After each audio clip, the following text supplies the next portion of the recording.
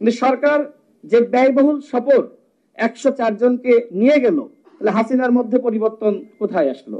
হাসিনাও তো এইভাবে বিশাল বহর নিয়ে উড়াল দিত, ডক্টর মোহাম্মদ ইউনূস একই কাজ করলো, তাহলে পরিবর্তনটা কোথায়? সেখানে ডক্টর মোহাম্মদ ইউনূসের কন্যা রয়েছে, আত্মীয় স্বজন রয়েছে, এত আমলাদের প্রয়োজনটা কি? এগুলো নিয়ে কেউ কথা বলছে না।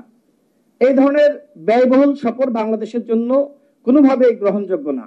পিআর নিয়ে আমাদের দলের পক্ষ থেকে আমরা স্পষ্ট বলেছি, নিম্ন কক্ষে পিআর বাস্তবসম্মত না এবং উচ্চ কক্ষে পিআর নিয়ে আলোচনা হতে পারে। আমাদের দল যখন 21 সালে আমরা গঠন করি তখন আমরা এটি বলেছিলাম যে উচ্চ কক্ষে পিআর থাকতে হবে, নিম্ন কক্ষে পিআর বাংলাদেশের বাস্তবতা এটা গ্রহণযোগ্য না। ওয়ালটন এখন দেশের সীমানা পেরিয়ে পৌঁছে গিয়েছে 50টিরও বেশি দেশে।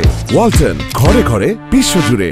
জুলাই জাতীয় সনদ বাস্তবায়ন না হলে নির্বাচনে যাব না, একটি বিষয় আসলে আলোচনা আসা দরকার। দেখেন, জুলাই জাতীয় সনদে যে কথাগুলো রয়েছে সেগুলো বাস্তবায়িত হলে দেশের জন্য ভালো। সেখানে অনেকগুলো নোট অফ ডিসেন্ট রয়েছে। এই নোট অফ ডিসেন্টের সমাধান কি? এর মানে যতটুকু আমরা ঐক্যমতে এসেছি বাকিটা আমরা দলগুলো মানুষের কাছে যেতে পারি, মানুষকে বলতে পারি যে আমরা ক্ষমতায় গেলে এগুলো বাস্তবায়ন করব। যে ক্ষমতায় যাবে সে বাস্তবায়ন করবে, আর বিএনপির পক্ষ থেকে তারা যেটি নোট অফ ডিসেন্ট দিয়েছে তারা বাস্তবায়ন করবে না। তবে এইটা খুব ভালো যে বিএনপি অন্তত প্রতারণা করছে না, যতটুকু করতে পারবে ততটুকু বলছে, আর যতটুকু করতে পারবে না ততটুকু তারা বলছে আমরা এটা পারবো না। অর্থাৎ বাংলাদেশে এখন যে নতুন রাজনীতির কথা বলা হচ্ছে, এখানে কিন্তু এই প্রতারণার রাজনীতি এটা থাকছে না। এটা অত্যন্ত পজিটিভ পরিবর্তন। তবে জুলাই জাতীয় সনদের সবকিছুকে এই মুহূর্তে বাস্তবায়ন করা সম্ভব? যারা বলছে যে জুলাই জাতীয় সনদ বাস্তবায়িত না হলে, আইনগত ভিত্তি না দিলে নির্বাচনে যাব না, দেখেন এই জুলাই জাতীয় সনদে তত্ত্বাবধায়ক সরকার ব্যবস্থার কথা বলা আছে। যদি আপনি এখন এটা বাস্তবায়ন করতে চান সেক্ষেত্রে কি করতে হবে? অন্তর্বর্তীকালীন সরকারকে ভেঙে দিতে হবে, এরপরে নতুন একটি নির্বাচনকালীন সরকার বা তত্ত্বাবধায়ক সরকার ব্যবস্থা প্রতিষ্ঠা করতে হবে। আমাদের ভিতরে এতটা ভিন্নমত, আমরা কেউ কারোর মুখ দেখতে চাই না। এই অবস্থায় যদি তত্ত্বাবধায়ক সরকার গঠন করতে যাই সেক্ষেত্রে কি হবে? আর একটি সংকট ঘনীভূত হবে। আর এই কারণে আমরা মনে করি সবকিছু আসলে এখনই বাস্তবায়ন করা সম্ভবপর নয়। যতটুকু সম্ভব সেটা বাস্তবায়ন করবে অন্তর্বর্তীকালীন সরকার অধ্যাদেশের মাধ্যমে, আর যতটুকু সম্ভবপর নয় এমন একটি বন্দোবস্ত তৈরি করা যাতে করে আগামীতে যে সরকারি ক্ষমতায় আসুক না কেন তিনি এইটা বাস্তবায়ন করতে বাধ্য থাকেন। সেটি হতে পারে 6 মাস, 1 বছর, 2 বছর। এটি আলোচনার মাধ্যমে আমরা সমাধানে আসতে পারি। আমি শেষ করছি, আর 2 মিনিট কথা বলবো। দেখেন, আমাদের মধ্যে কিন্তু আলোচনা আছে অদৃশ্য সরকার নিয়ে। এবং আমার কথা হলো যে এই অদৃশ্য সরকারকে অন্তর্বর্তীকালীন সরকারের উপদেষ্টারা কেন নিয়ন্ত্রণ করতে পারছে না? এর কারণটা হলো তারা যখন ক্ষমতায় বসে, আমাদের পক্ষ থেকে আমরা বলেছিলাম শুধুমাত্র হাসিনার পতন হয়েছে, ফ্যাসিবাদের কিন্তু পতন হয়নি। সুতরাং সচিবালয়ে, পুলিশে, বিভিন্ন দপ্তরে, সেক্টরে, গোয়েন্দা সংস্থায়, বিভিন্ন বাহিনীতে যে সকল ফ্যাসিবাদের দোসররা রয়েছে আপনারা তাদেরকে সরিয়ে দেন।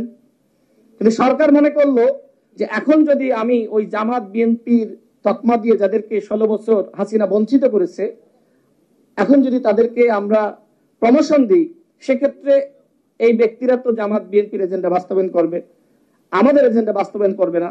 যে কারণে উপদেষ্টা পরিষদের কতিপয় ব্যক্তি তারা মনে করলেন যে আওয়ামী লীগের যারা রয়েছে, আওয়ামী লীগের সুবিধাভোগী, এদেরকে ভয় দেখিয়ে কাজ করাতে হবে।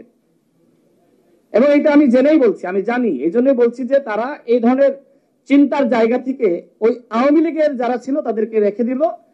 সচিবালয়ে যান আওয়ামী লীগ, পুলিশে আওয়ামী লীগ, গোয়েন্দা সংস্থা 16 বছরে যেটি করেছে, 14 সালে নির্বাচন, 18 সালে নির্বাচন, 24 সালে নির্বাচন কারা করেছে?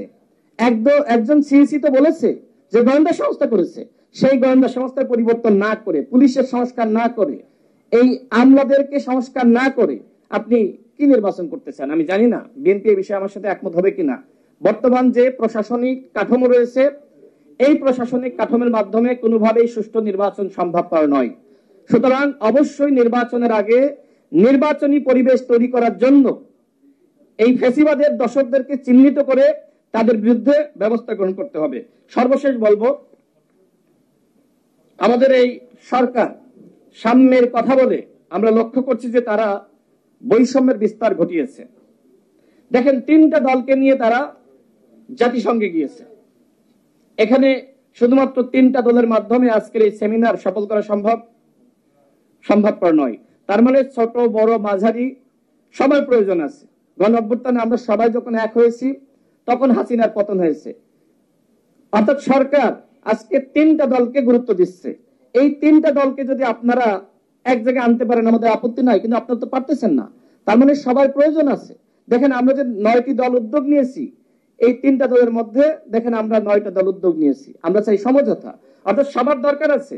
কিন্তু সরকার যে ব্যয়বহুল সফর 104 জনকে নিয়ে গেল, তাহলে হাসিনার মধ্যে পরিবর্তন কোথায় আসলো? হাসিনাও তো এইভাবে বিশাল বহর নিয়ে উড়াল দিত। ডক্টর মোহাম্মদ ইউনূস একই কাজ করলো, তাহলে পরিবর্তনটা কোথায়? সেখানে ডক্টর মোহাম্মদ ইউনূসের কন্যা রয়েছে, আত্মীয় স্বজন রয়েছে, এত আমলাদের প্রয়োজনটা কি? এগুলো নিয়ে কেউ কথা বলছে না। এই ধরনের ব্যয়বহুল সফর বাংলাদেশের জন্য কোনোভাবেই গ্রহণযোগ্য না। আমি সরকারকে বলবো, যে ধরনের অসাম্য আপনারা সৃষ্টি করতেছেন এটা আসলে কাঙ্ক্ষিত না। আমরা দেখলাম যে সেখানে আপনারা 3টা দলকে নিয়ে গেলেন। আমি আগেই বলেছিলাম যে হয়তো আপনাদের প্রোটেকশনের জন্য আওয়ামী লীগের নেতাকর্মীরা সেখানে হয়তো তারা হামলা করতে পারে। যে ধরনের ঘটনা ঘটেছে আপনারা দেখেছেন, যদিও নিন্দনীয়, কিন্তু আপনারা যে বৈষম্য উৎপাদন করেছেন এই কারণে দেখবেন যে অনেক দলগুলো তারা কিন্তু অনেকটা চুপ আছে, যে আপনারা আমাদের গুরুত্ব দেন না। সুতরাং এই ধরনের ঘটনা আপনাদের মুখোমুখি হওয়ার দরকার ছিল, অন্যথায় আপনাদের শিক্ষা হবে না। তো আমি আর কথা বাড়াচ্ছি না, কথা অনেক ছিল, যেহেতু অনেক অতিথি রয়েছে আমি অনেক বেশি বলে ফেলিয়েছি।